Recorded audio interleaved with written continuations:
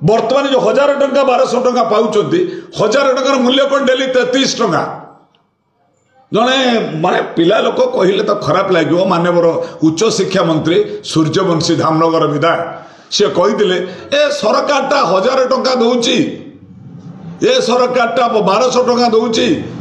16 टंका पड़ूनी लोक केमी बंचे आपण मैंने बचाऊ ना आपण मैंने अर्थनीति की केमी सुचारू चलेबे। ओडिशा तो गरीब राज्य नुहे ओडिशा भरपूर हो खनिज द्रव्य ओडिशा टिकस तो अच्छी ओडिशा शिल्पपति मानक आप टिकस चार्ज कर 1000 कोटी टकर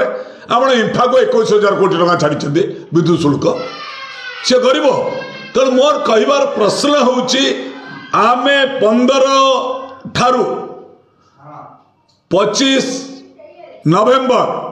आमे समस्त ब्लॉक ऑफिस घेराव करने आम कर्मकर्ता मानक निर्देश देचु सबु जिला कमिटी माने आपण अंचल समस्त ब्लॉक रे हिताधिकारी माने जिबे कहिबे आमको 1000 दरकार ना आमको 3000 दरकार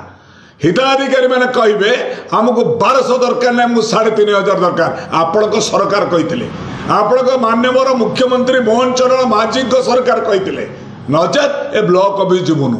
ब्लॉक लोक जाई बसिबे विडो महाशय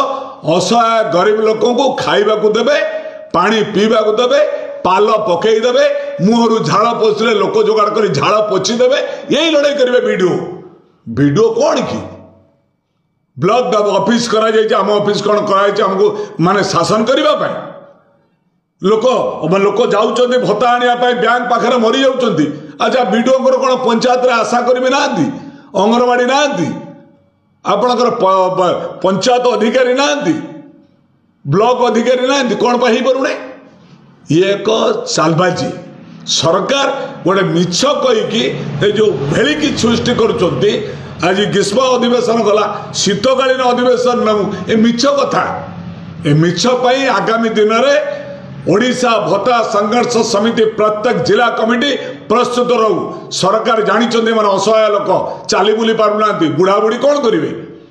ठेला गाड़ी रे किए आंदोलन करेंगे केबे खेलतु नहीं असहाय लोक सहित खेलिले भगवान आपण को ऊपर देखुंत।